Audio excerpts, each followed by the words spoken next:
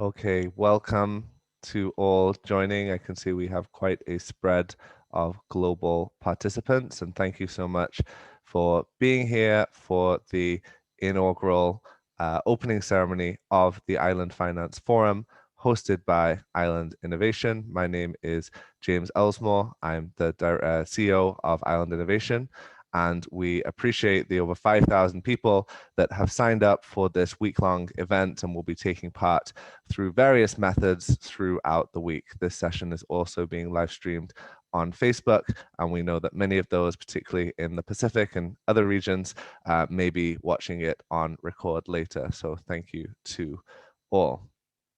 I will now just move forward before we go on to our program. I'd like to thank some of the sponsors for this event, particularly our gold sponsors, NCB Capital Markets Limited and Invest Barbados, also Mana Pacific Impact Company from Hawaii, Nathan Inc., Camco Energy, and the Caribbean Biodiversity Fund. All of these organizations have brought this event together and really made it possible. You can find more about all of those sponsors on our website where you registered, and we'll underline our thanks to all of those, and also to our strategic partners, the Alliance of Small Island States.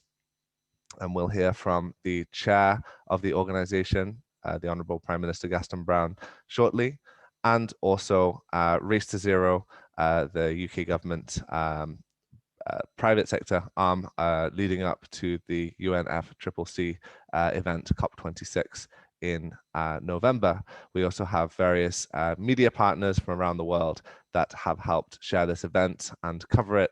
And so thank you to all of those for coming together.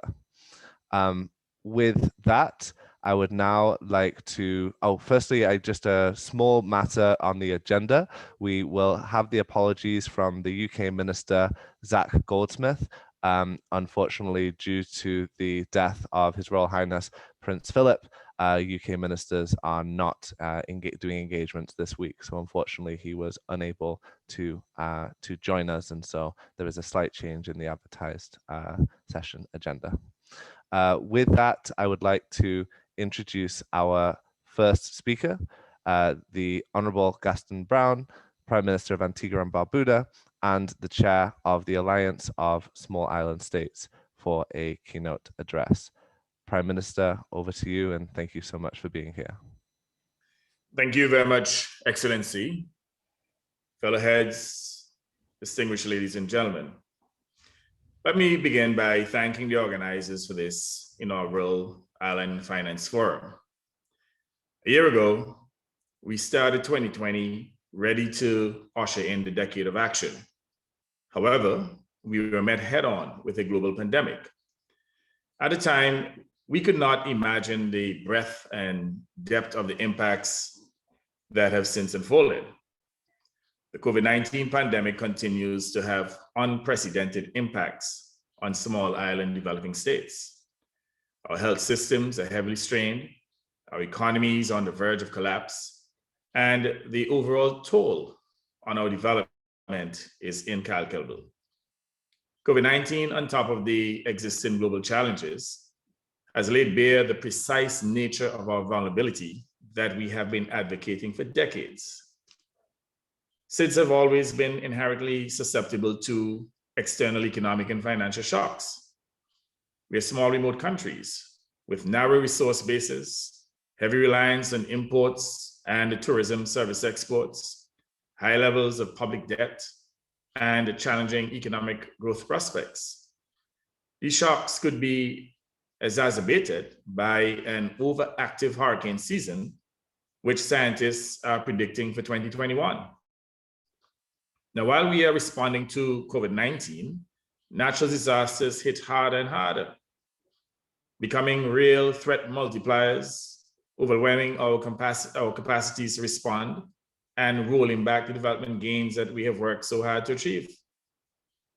Excellencies, as we speak, St. Vincent is experiencing the worst eruption of La Soufrière volcano in more than 100 years.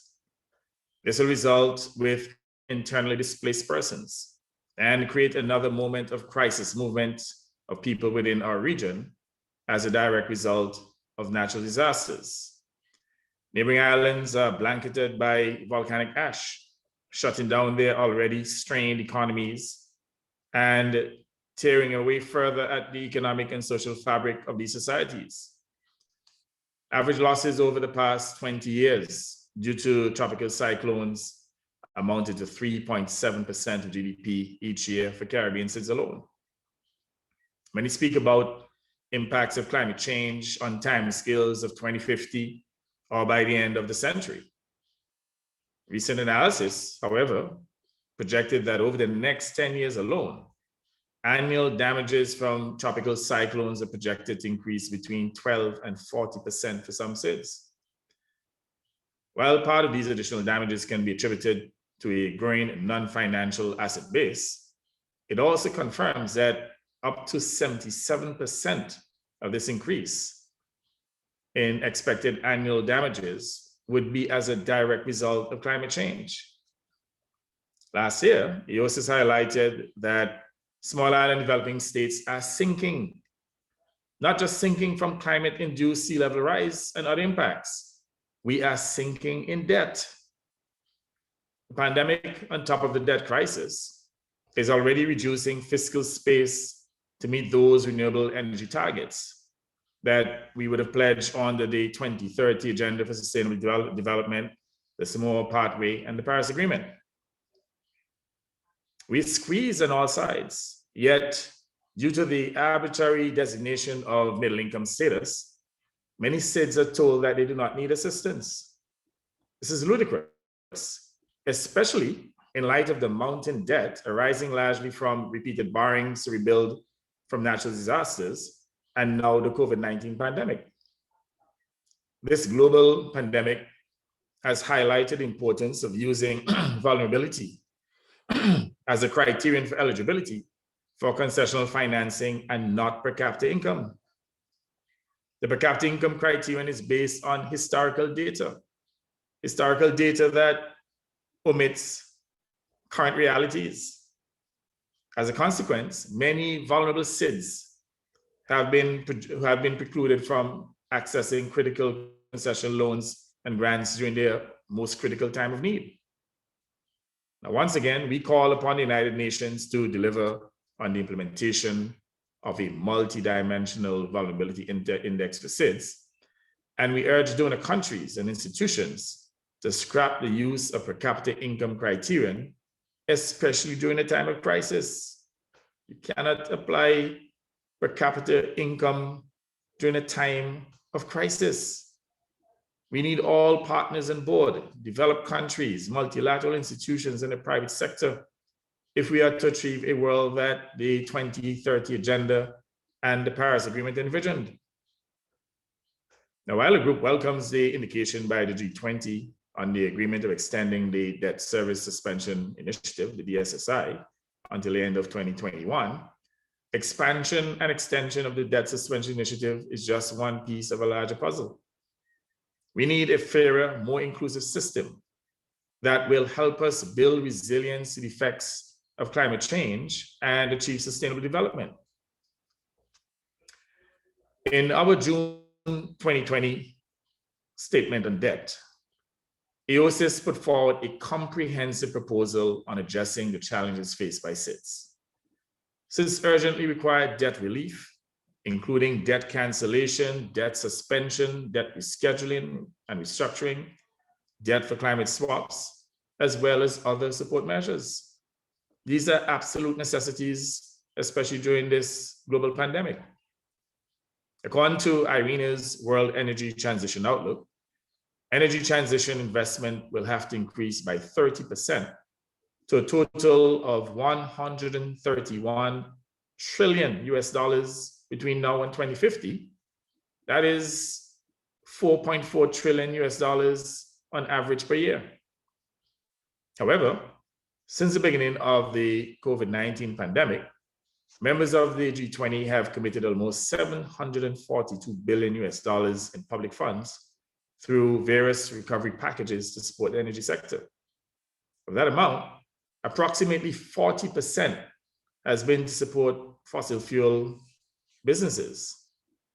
Now, while we applaud the preliminary data showing that 2020 may be the first year that the 9 major MDBs had zero known direct finance for coal, we note that they provided $3 billion in direct support for fossil fuels. This is not how we achieve a green recovery, nor our collective sustainable development goals or climate ambition. Investments like these lock in the consumption of fossil fuels for years to come and could put the 1.5 degrees temperature goal of the Paris Agreement out of reach. We cannot allow that to happen.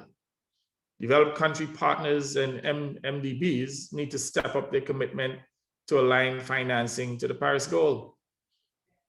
Excellencies, just as we begin to see the light at the end of this global pandemic, high on everyone's minds is how we navigate ourselves out of the crippling prevailing economic conditions. In that vein, this meeting is extremely timely. It coincides with the important discussions that are happening within the UN processes under the Financing for Development Forum. And in just a few days, President Biden will be hosting a Leaders Summit on Climate. With other critical meetings this year, the G7, G20, and COP26, among others, we cannot waste the opportunity to galvanize on the opportunity to make changes that will fundamentally change our system for the better. And let me remind all of us that indecision inevitably becomes decision with time. These are trying times for our small economies. However, we must not tire from virtual meetings, nor should we stall or promote individualistic agendas.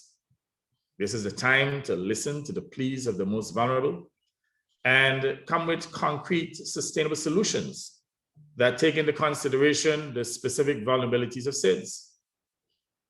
While we must continue to pressure major emitters to increase ambition, as small, vulnerable nations, we also need to act. We need to transform energy systems underpinned by long-term strategies grounded in equity and a just transition of our workforces. We also need to invest in building resilience now in all sectors, and certainly in our institutions and our people. It is our hope that forums such as this will forge these partnerships, build peer-to-peer learning, and would serve as a catalyst of leveraging the much-needed technical and financial support for our transitions towards low-carbon, climate-resilient development pathways. Distinguished ladies and gentlemen, I close by thanking you for this opportunity to address you and to wish you a most successful forum. I thank you. Your Excellency, thank you so much. Apologies. Your Excellency, thank you so much for that intervention. We're really very privileged to have the Alliance of Small Island States as a partner for this event, and particularly with the issues now facing your fellow OACS member states. Thank you for making the time today. With that, I would like to invite our next speaker, the Honorable Frank Bainimarama, the Prime Minister of Fiji, who will be delivering a pre-recorded keynote address. We are extremely happy to have the Pacific Islands represented at this event. And obviously, due to the time zone difference, thank him for taking the time to make this address.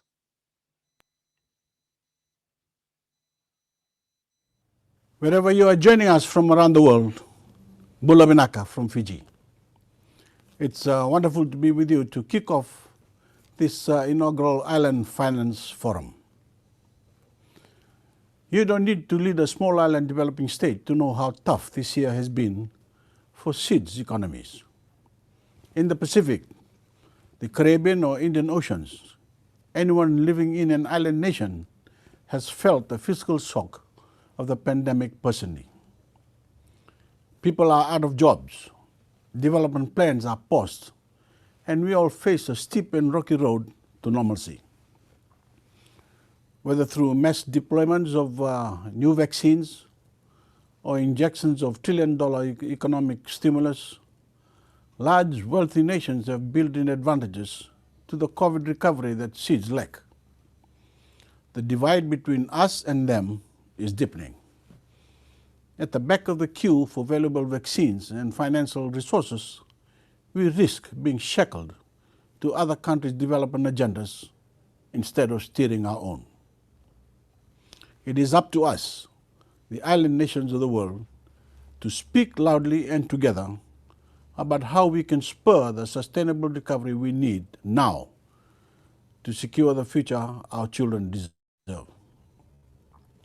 But before we talk about where we're going, let's look back on how we got here.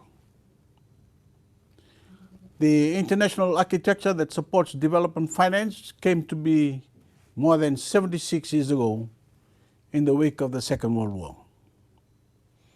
Fiji was not an independent country in 1944, nor was Antigua and Barbuda, St. Lucia, or most other island nations. We weren't there to help design our global system, and it shows. There are changes that must be made to cater for our challenges. But the clock is running out on the reforms we need. More than 1 full degree Celsius above pre-industrial temperature, our climate is changing more faster than we are. Never mind falling woefully short of buoying our economies through the pandemic. As it stands, the entire development finance infrastructure is out of touch with the near constant threat we face from the climate emergency.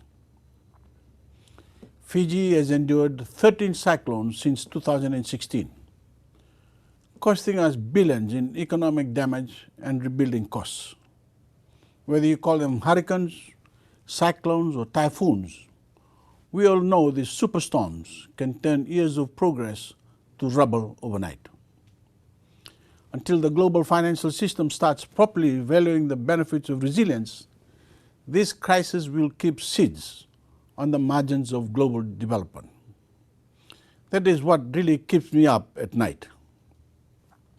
With government revenues being gutted by the collapse of critical sectors like tourism, Fiji has already had to defer many critical adaptation projects, including the relocation of vulnerable communities. Without access to affordable finance, the scars of the delayed resilience will haunt us for many cyclone seasons to come. In the midst of a global crisis, only global action will suffice.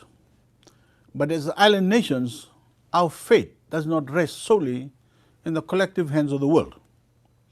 There is a great deal we can do within our borders and with each other to overcome the vulnerabilities we share.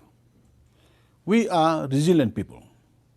When a disaster upends our normal way of doing things, we find new ways.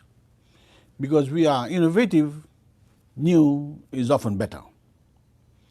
With fewer resources at our disposal, our first task is to become more efficient at translating development needs into financially viable projects. We have more than enough reports, policies, and strategies that cover the why behind building resilience. It's time we focus on the how. How do we make the business case for sustainable development? We may be small, but the world relies on our role in the market economy. We have to make that case in the language of venture capitalists, impact investors, and superannuation funds to mobilize new flows of finance towards sustainable development. By ensuring that these projects make better financial senses, we can capture meaningful, sustainably minded investments from the private sector. Fiji is planning to launch sovereign blue bonds by early next year to attract financing for projects that are in line with our commitment to a sustainable blue economy. We are working closely with our development partners to ensure that those blue bonds are based on a strong business case through a lower coupon rate than ordinary bonds for mobilizing private sector finance. As we secure new and greater access to finance, we cannot fall into the one-size-fits-all trap of development. A top-down approach that disregards country-specific needs never worked well. Now that SIDS increasingly have the capacity, backed by reliable data, to tailor development finance to our climate reality, we are pushing for long-term project commitments over a 5 to 10-year term on a pilot-first, scale-later basis. We can't lose more opportunities to the bureaucratic internal workings of development finance institutions. The KPIs that matter most are the number of people and the years of progress we've protected. That's how we measure success on the front lines of the climate crisis. The more we pilot, the more we learn, and the more room we have to innovate. Fiji is using this pilot-first scale-later approach to develop the first-ever parametric climate and disaster risk micro-insurance product for Fiji. Our government think tank, known as the Ndrua Incubator, is working closely with the United Nations Capital Development Fund to pilot test this innovative market-based insurance solution with over 1,500 vulnerable farmers, fishermen, SMEs, women business leaders, and business operators living with disabilities. If successful, this trailblazing solution can reduce the fiscal burden of disasters, with the potential to be scaled up across Fiji and the Pacific. As we fight hard to secure our future, Fijians are taking heart in the growing global momentum behind the campaign for climate mitigation. President Biden's upcoming climate summit is a welcome step, but we know it takes more than 40 countries and 3 SIDS to deliver climate action. It takes all of us, especially the voices of those most vulnerable. And with climate impacts already dealing untold devastation, adaptation cannot take a sideline role. We need to see more from the USA than a re-entry to the 5-year-old Paris Agreement. It's time for the major powers and emitters to enlist fully in the campaign to build a more resilient world and to back up their commitments with climate finance that is accessible to the most vulnerable countries. SIDS didn't cause this crisis, but we know how best to protect ourselves. We simply need the resources to get the job done. No matter who we are, islanders everywhere have a role to play. We all have experiences to share. We all have ideas that can take us forward. We all have voices that can call for real change. Together, there's nothing small about the difference we can make for ourselves and for the world. That's what this forum is all about. Pinakapakalevu, thank you.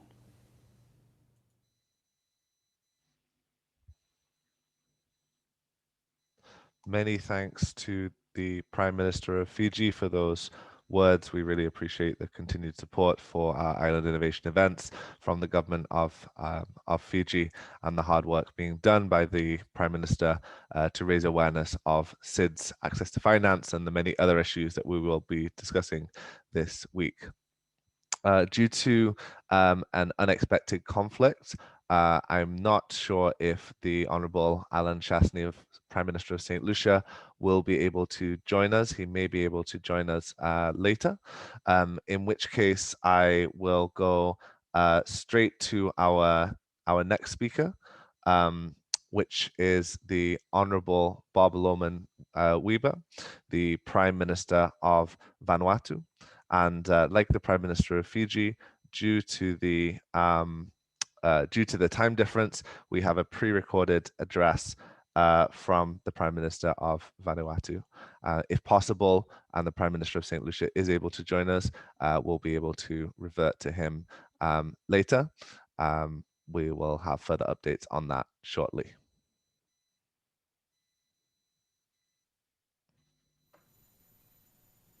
Excellencies, leaders from various governments, island finance forum communities, private sectors, development partners, ladies and gentlemen, good morning, good afternoon, and good evening. I have the great honor to deliver this message on behalf of the Vanuatu government and the people of the Republic of Vanuatu. Mr. Moderator, first, I wish to thank the Island Innovation Company and the Island Finance Forum communities, as we believe it is timely for Vanuatu to be part of the financial informative event. By saying this, COVID-19 pandemic has extremely affected the global economy, including the small island states. Vanuatu is prone to various natural disasters, like the recent tropical cyclone Harold that wreaked havoc in early 2020. Despite these challenges, Vanuatu celebrated its 40 years of independence. It was a special year to mark our graduation from LDC status. It was indeed a successful story, but we are mindful that we still have a long way to achieve our sustainable development goals. Mr. Moderator, usually we would be gathered physically in most famous iconic assembly to share our thoughts on the state of the world that is unfolding around us. Corridors, meeting rooms would be occupied with activities as leaders and delegates around the world come together to dialogue and formulate policies. However, this is not possible given the global effort to contain the spread of the deadly pandemic. Therefore, delivering our national message via this means symbolizes this extraordinary time the world is confronted with. It is also a sign of a new shift and transformation for the world of digital platform. Although we are not able to be together in person, we can continue to find ways to harness our collective commitments with a vision to recovering from this global pandemic by, 1, bridging the gap between sustainable development and financial stakeholders. 2, help island stakeholders access expert knowledge and financial opportunities. And 3, showcase the economic opportunities available from investing in sustainable sector, particularly investing in economic, social, and governance, which I believe to be the rationales behind this forum. As a small open island economy, we know we are better off when we are together than in isolation. We believe that this 3 days forum will be very insightful for the participants. Currently, we have sought to ensure that our national recovery strategy not only responds to the immediate social, economic, and environmental needs associated with COVID-19 and Cyclone Harold, but that it empowers us to build back better and continue to advance our development aspirations. Mr. Moderator, as we all aware, COVID-19 has created mounting debts in countries that cannot afford to service them. It is essential that the multilateral financial institutions provide debt forgiveness and relief. This should be accompanied with tailored concessional finance packages, and in most instances, grants. These measures should ensure there is adequate physical space in order to finance the implementation of our sustainable development priorities. I note some great work has already gone ahead in this area. However, I believe more needs to be done. Climate financing is still necessary for Vanuatu to ensure the recapitalization of climate fund. We again request the process to access the fund to be simplified and make it easier to allow small developing states like Vanuatu implement its climate change mitigation and adaptation priorities.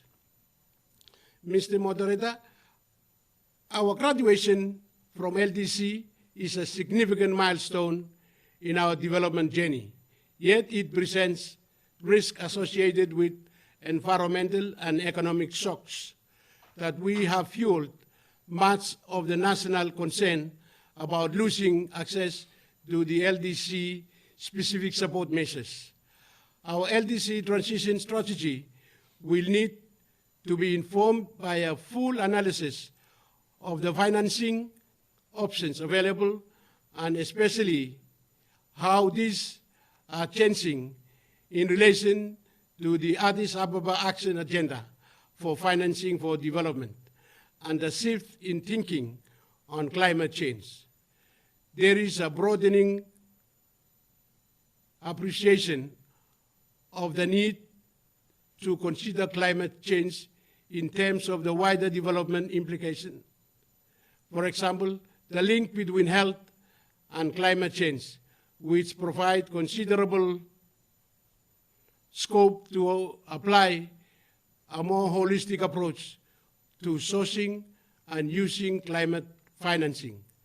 A key component of the transition strategy should be to identify financing requirements for the implementation of Vanuatu 2030 and the options available to meet these financing needs. Mr. Moderator, in conclusion, I wish to encourage participants to work together in the pursuit of a workable and inclusive sustainable economic development for a better world to live in. Thank you, and I wish all panelists a fruitful discussion ahead. Thank you, Dumas.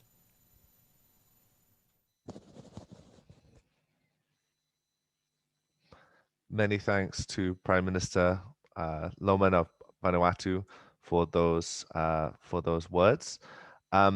We will now go straight to our next speaker, the High Representative of least developed,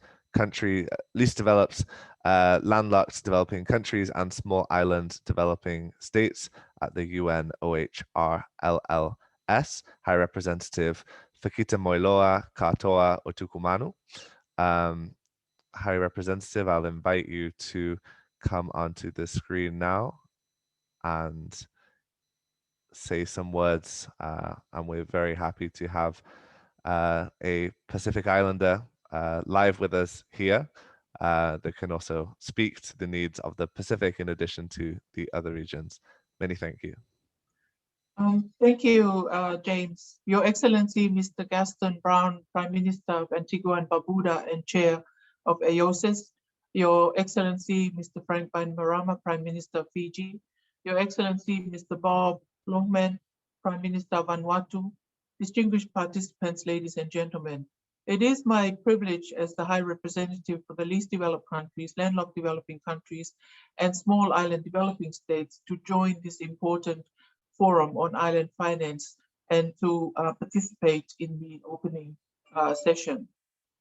For so many decades already, and certainly ever since the Barbados Conference on Sustainable Development in 1994, the leaders of the small island developing states, and not last the United Nations, has called and continue to call for concerted international support for SIDS. As we continue to reel from the ongoing COVID-19 pandemic, the United Nations, now already a year ago, prioritized the SIDS amongst the most vulnerable countries requiring a concerted response to COVID-19 at the national, regional, global levels. I reiterate the call of our Secretary General Guterres for COVID-19 vaccines to be a global public good, available to everyone, everywhere. Member states agreed on the COVAX facility to be the key vehicle for facilitating universal access to vaccination, as we will only be safe if all are safe. Sadly, we remain many months away from having sufficient doses to achieve adequate universal coverage. We know that this will demand more than just doubling manufacturing of vaccines. We know that this demands that the COVAX facility must be fully funded. SIDS are particularly vulnerable given their varied geographies and population dynamics to the spread of epidemics and pandemics. It is now, and it is with urgency, that the vaccination coverage for the people of the small island developing states must be ensured. Some SIDS have so far been spared the brunt of COVID-19 itself, given their early and strong prevention measures, including such measures as literally closing of borders. This, however, comes at a tremendous socio-economic cost. The global disruptions and shutdowns have a devastating impact on the financial and budgetary situation in SIDS. It is fair to say that over the past year, vulnerabilities have increased by multiples. Entire formal and informal sectors of the economies have come to almost a standstill. We all are keenly aware what this means in terms of social impact and what this means in terms of risks for instability. Equally, it is the capacity constraints SIDS face that have become even more visible. And this perfect storm calls not only for unprecedented cooperation, but also capacity support and financing. All these at this stage, commitments by development partners remain insufficient, in particular for SIDS. Of course, there is an immediate crisis we must overcome. But as so many say, we must do in building back better. Building back better for SIDS means taking a comprehensive path of action capable of indeed leading to an inclusive and sustainable development. In the case of SIDS, we all know it means we must act fast on the impacts of climate change. Yesterday, I spoke at a AOSIS event on climate action debt swaps. It is a financing avenue with significant potential. This and other innovative financing mechanisms should be much more actively explored. We cannot address the complex situation we're in with just business as usual. Innovative mechanisms such as the proposed fund to alleviate COVID-19 economies and the Caribbean Resilience Fund are also being discussed and should receive institutional support. The Secretary General is also calling for an expansion of the G20 debt service suspension initiative and the common framework for debt treatment as part of the financing for development in the era of COVID-19 and beyond initiative. By request of the General Assembly, the UN Secretariat is also exploring the development of a multidimensional vulnerability index. And this would be an index to better account for the complex vulnerabilities of SIDS and other vulnerable states. The index could serve as a basis for allocating concessionary finance. This work is coordinated by my office, UN-OHRLLS, and the UN Department of Economic and Social Affairs. The recommendations of the Secretary General on the use of the MVIs will be presented this summer. The United Nations also tabled a blueprint to align policies on COVID-19 and climate action. As I've said before, this cannot be business as usual. We need to turn our recovery efforts into a truly transforming change encompassing key sectors such as renewable energy, sustainable mobility and tourism, digitalization, and the blue economy. Yet we also do know that to be successful, we need genuine partnerships. Indeed, in 2014, when the Samoa Pathway for Sustainable Development in SIDS was shaped, genuine and durable partnerships for SIDS was the overarching theme. The SIDS partnership framework was created to foster effective partnerships between SIDS, partner countries, and other stakeholders. We set up the SIDS Global Business Network with the objective to strengthen public-private partnerships in the implementation of the Samoa Pathway and the Sustainable Development Goals. A Global Business Network Forum on public-private partnerships for ocean energy development in the SIDS took place recently. Please get involved and join us in future forums. The next one on blue recovery in states will be announced soon. The private sector does have a catalytic role to play, and we must leverage their knowledge and creativity much more. Excellencies, ladies and gentlemen, I hope the proceedings over the coming days will inspire and enable creative solutions for the peoples of the SIDS. People everywhere will hold us accountable for our promise to leave no one behind. We cannot fail them. Thank you.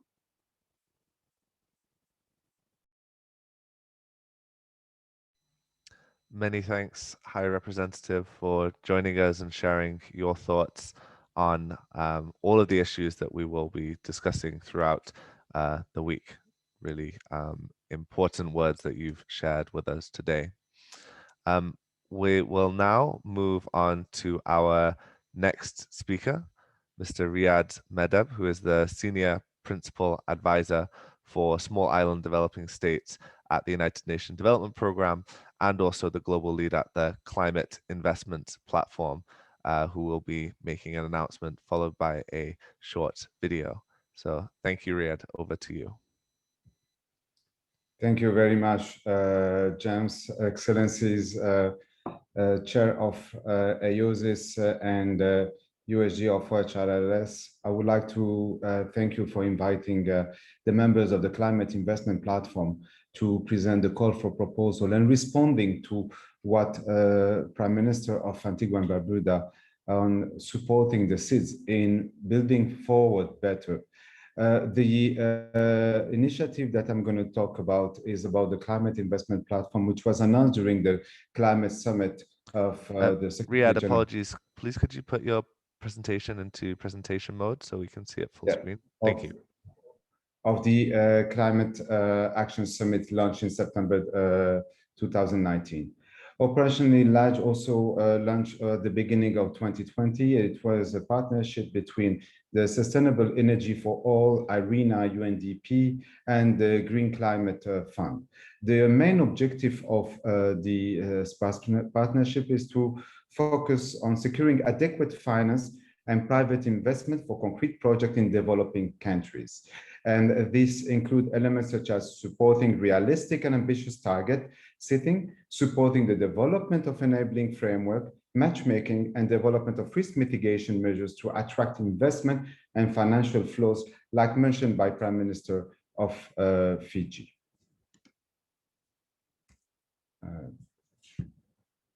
We are launching a request for proposal for responding to the Paris Agreement, for responding to the Samoa Pathway, for responding to the ambitious NDCs of the small island developing states. States have a large potential for scaling up deployment of energy solution, building on abundant local and natural resources.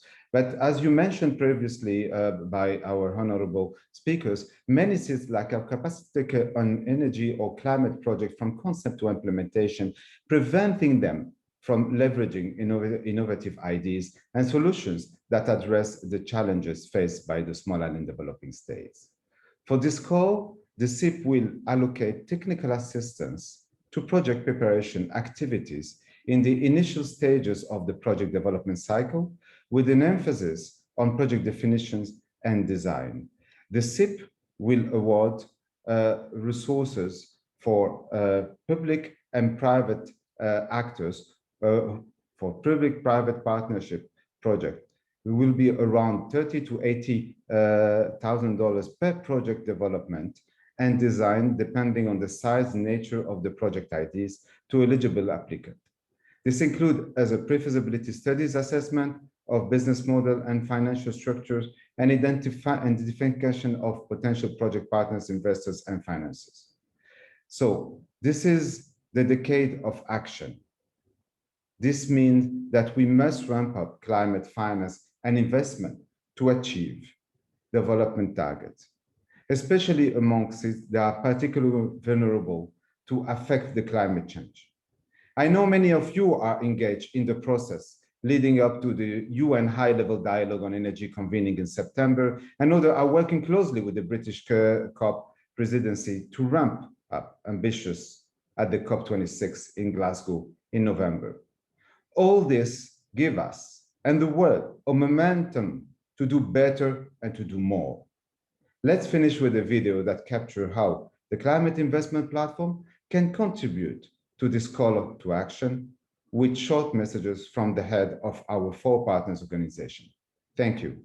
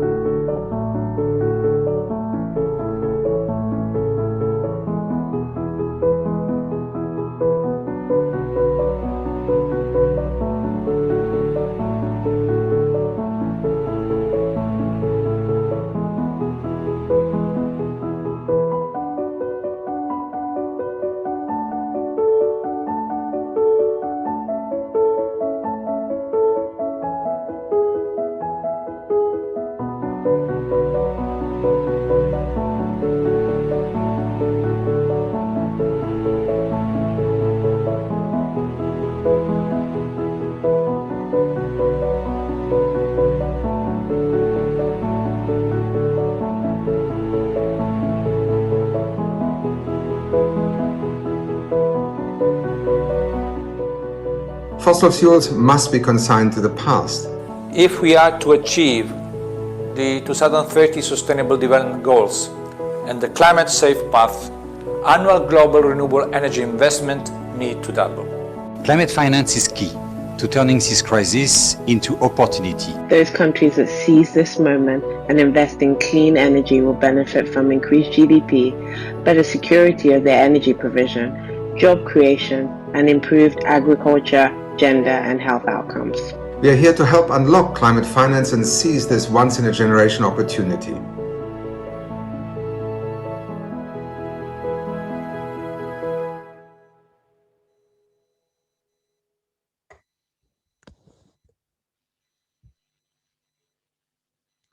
Many thanks to the Climate Investment Partnership and to Riyadh for sharing that very exciting information. And we're happy to have hosted the launch of this new SIDS platform during the opening of the Island Finance Forum. With that, we will be ending the opening session. We have a full agenda. You can see the link in the chat for the rest of today, tomorrow, and the rest of the week. Would really encourage you to join our next session happening in just over 1 hour, investing in transportation, electrification, building the case for e-mobility. I think some of these very specific issues, such as e-mobility, that correlate to island needs, are some of the biggest opportunities that we have as stakeholders to push some of the issues that our various speakers have talked about today. We'll have a later session, Economic Recovery and Inclusive Growth in a Post-Pandemic World, the Island Scenario. And then we will also have networking sessions every day this week. And if you haven't, I would really encourage you to join those networking sessions. These are opportunities to, I guess, get the connections that we are missing out on due to COVID during these sessions. They're an opportunity to meet other participants, discuss some of the issues, and as obviously network. And I think this is the crucial area that we're trying to fulfill as a provider of virtual events, to make sure that you have all of those opportunities to meet other delegates. We also have a giveaway. If you go to our Island Finance Forum page, you'll see an option for the giveaway of the various island economics books, which we would encourage you to enter in. We'll be doing the draw for the winners of that on Friday. So with that, I will say a big thank you to the excellencies that have given us their important time today, especially given the tragedies we're seeing unfold in islands around the world, obviously in St. Vincent, which is impacting surrounding islands, including St. Lucia, Barbados, and Grenada, and others. Our thoughts really go out to all the residents of St. Vincent and the Grenadines and their neighbors in the OECS during these difficult times, and also to our colleagues in Indonesia and East Timor, which is going through severe flooding at this moment. Many thanks again to all of the excellencies that have given us their time, and we will look forward to seeing all of you as attendees at the sessions taking place throughout this week. Thank you again, and thank you for supporting the Island Finance Forum.